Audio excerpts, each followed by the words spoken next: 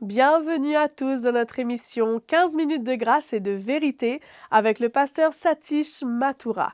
Nous allons donner la gloire à notre Dieu. Louange et honneur, gloire et puissance à l'agneau de Dieu immolé. Toutes les nations de la création se prosternent devant le roi des rois. Toute langue sur terre comme au ciel déclarera ta gloire et tout genou fléchira. En t'adorant, tu seras exalté, Seigneur, et ton royaume sera éternel, ô roi des rois. Louange et honneur, gloire et puissance à l'agneau de Dieu immolé. Toutes les nations de la création se prosternent devant le roi des rois.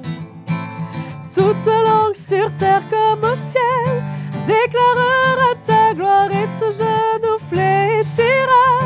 En t'adorant, tu seras exalté, Seigneur, et ton royaume sera éternel, ô roi des rois.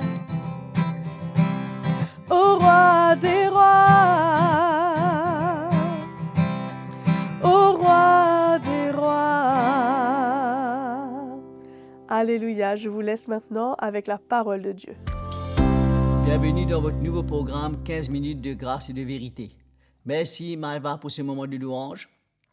Quant à moi, c'est un plaisir de vous accueillir de nouveau autour de la parole de Dieu.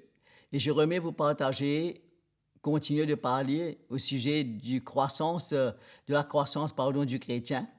Et je remets parler concernant la grâce. Comment c'est très important de comprendre la grâce de Dieu pour grandir. Si on ne saisit pas la lumière, la révélation de la grâce de Dieu, on ne va pas grandir comme il se doit. Je remets vous encourager de tourner la parole de Dieu avec moi dans le deuxième épître de Pierre, le dernier chapitre 3. Nous allons lire 2 versets 17 et 18 ensemble. Vous donc, bien-aimés, qui êtes prévenus, soyez sur vos gardes, de peur qu'entraînés par l'égarement des impies, vous ne veniez à déchoir de votre fermeté, mais croissez dans la grâce et la connaissance de notre Seigneur et Sauveur Jésus-Christ. À lui, la gloire, maintenant, jusqu'au jour de l'éternité. Amen. Mes frères et sœurs, mes amis, l'apôtre Pierre termine sa deuxième épître avec ce verset vraiment merveilleux qui nous dit comment nous, les chrétiens, on doit croître dans la grâce et la connaissance de notre Seigneur Jésus-Christ. C'est pourquoi la grâce, ce n'est pas seulement une compréhension vague, générale. Souvent, on entend les chrétiens saluer les uns les autres en disant que la grâce de Dieu soit avec toi, par la grâce de Dieu, tout va bien. Ce n'est pas mauvais de dire ces choses-là, mais Dieu veut nous emmener à comprendre comment, sans sa grâce, on ne pourra pas grandir. Parce que la grâce de Dieu nous montre avant tout comment on ne peut pas dépendre sur nous-mêmes, qu'on a besoin du Seigneur, de même qu'on a été sauvé par la grâce de Dieu et non pas par les œuvres, on a besoin vraiment, continuellement et tout au long de notre vie chrétienne, de dépendre de la grâce du Seigneur. Parce que sinon, on va compter sur ce qu'on connaît, sur notre propre force, notre propre sagesse, essayer de vivre la vie chrétienne, d'obéir à la parole de Dieu et de plaire au Seigneur. Et si nous comptons sur nous-mêmes, sur nos moyens, notre propre force, malgré que nous avons une bonne volonté, un bon désir, on est sincère, on va échouer. C'est pourquoi on a besoin de comprendre comment la grâce a été manifestée, la grâce a été révélée pour nous, tous les chrétiens, pour nous tous, afin que nous puissions vraiment grandir et servir le Seigneur. Il y a un verset que nous connaissons tous, certainement un passage très commun qu'on parle souvent, c'est dans la première épître de Paul aux Corinthiens, au chapitre 15, si vous pouvez tourner avec moi. Et Paul exprime son cœur et comment il a servi le Seigneur et comment il a œuvré pour le Seigneur, ce qu'il a accompli par la grâce du Seigneur. Et ce fameux verset qu'on connaît, dans 1 Corinthiens chapitre 15, le verset 10, Paul dit, c'est par la grâce de Dieu, je suis ce que je suis, et sa grâce envers moi n'a pas été vaine. Loin de là, j'ai travaillé plus que tous, non pas moi toutefois, mais la grâce de Dieu qui est avec moi. Et Paul exprime son cœur pour faire comprendre à l'Église, aux chrétiens. Il dit, ce que je suis aujourd'hui, il n'y a rien qui vient de moi-même. Ce n'est pas ma capacité, ma connaissance. Nous savons que Paul était un érudit et qu'il a été assis aux pieds de Gamaliel, un éminent docteur de la loi. Mais quand il a rencontré Christ, il a compris qu'il ne pouvait plus reposer sur sa connaissance de la Bible, son enseignement rabbinique, ce qu'il a reçu appris dans le judaïsme, mais qu'il a besoin de connaître Christ et de connaître sa grâce. Et voilà comment il exprime cela, disant « ce que je suis ». Non seulement en tant qu'un apôtre, mais en tant que chrétien, sa vie et son cœur, c'est par la grâce de Dieu. Il n'y a rien d'autre à quoi il se réfère. Il dit, ce que j'ai fait aussi, il dit, sa grâce envers moi n'a pas été vaine. Il a reçu cette grâce, il a compris la grâce du Seigneur, et ça l'a emmené à servir le Seigneur pleinement et abondamment. Il dit lui-même, il dit, sa grâce envers moi n'a pas été vaine, et loin de là, j'ai travaillé plus que tous. Amen. Ce n'est pas pour manifester une attitude de supériorité, mais c'est pour faire comprendre comment la lumière qu'il a eue, la révélation qu'il a eue de la grâce de Christ, ça l'a emmené à servir le Seigneur pleinement, à porter beaucoup de fruits, à répandre l'évangile partout, à œuvrer et à prendre soin de l'Église et à vraiment répondre à l'appel du Seigneur. C'est pourquoi cette grâce pour nous est très très importante. Nous avons entendu souvent comment on n'est plus sous la loi, on est sous la grâce.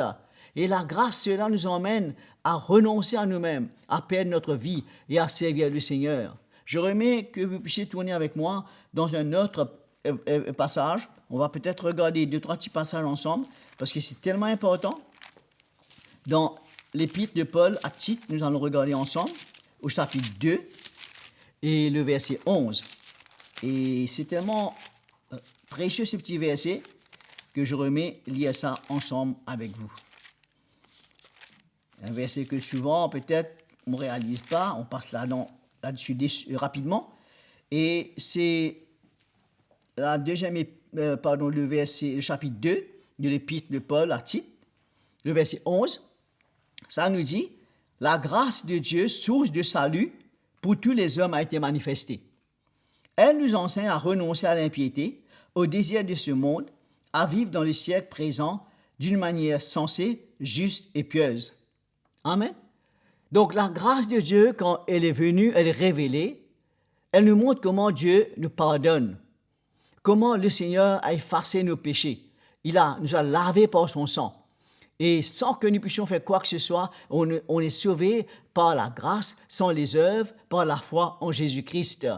Et c'est pourquoi dans cette grâce, il y a tout ce dont nous avons besoin. Et il nous dit comment la grâce est la source du salut pour tous les hommes. On est sauvé par la grâce, il n'y a aucun autre moyen pour être sauvé. C'est la source du salut, la base même de notre salut. Il nous dit que cette grâce aussi, elle nous enseigne.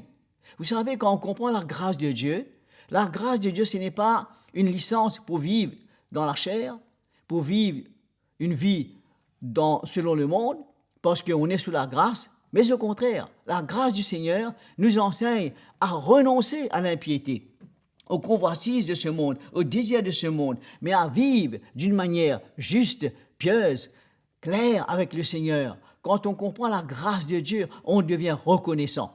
On va donner sa vie parce qu'on va réaliser comment le Seigneur nous a fait grâce, il nous a accordé miséricorde, il nous a pardonné nos erreurs, nos fautes, notre passé. Et maintenant, comme Paul dit, puisque nous sommes dans la grâce, est-ce que nous allons demeurer dans le péché pour que la grâce abonde? Loin de là. Mais au contraire, nous allons renoncer à nos péchés, à l'impiété, aux œuvres de la chair pour plaire à Dieu.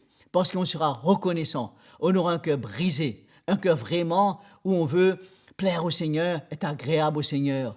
Parce que la grâce va emmener dans notre cœur une conviction par le Saint-Esprit pour nous emmener à une vraie repentance. C'est pourquoi je veux vous encourager et m'encourager moi-même. Et je vais lire un dernier verset pour nous montrer comment, sans cette grâce, il n'y a pas réellement de croissance. C'est dans Colossiens, au chapitre 1er, nous allons lire à partir du verset 6.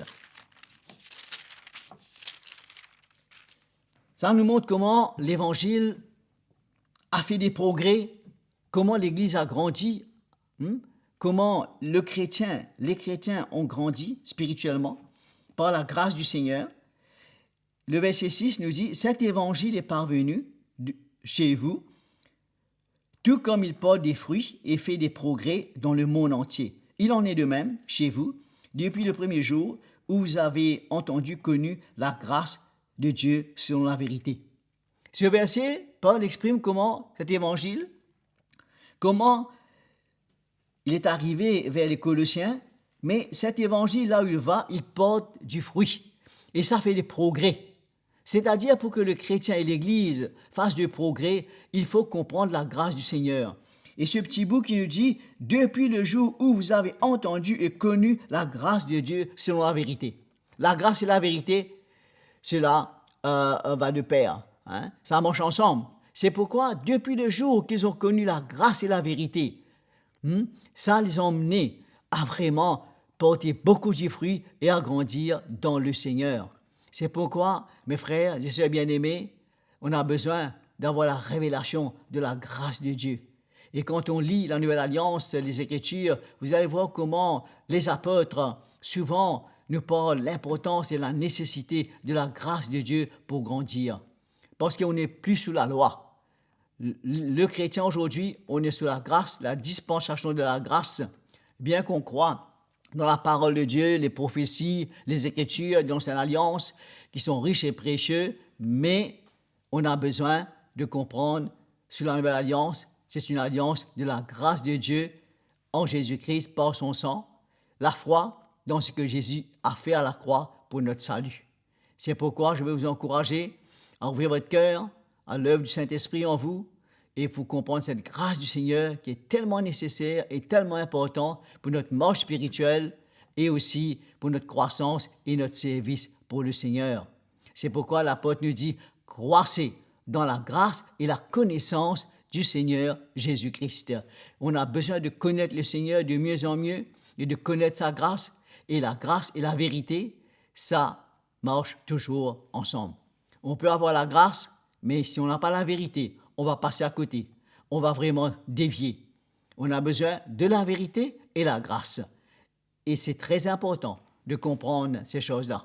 C'est pourquoi nous faisons confiance au Saint-Esprit, au Seigneur, pour qu'il nous éclaire et nous aide à comprendre que cela ne sera pas pour nous une connaissance. On peut avoir un bon enseignement, une très bonne connaissance de la parole de Dieu, un langage même spirituel, un langage, je dirais, du chrétien, concernant la grâce, l'amour.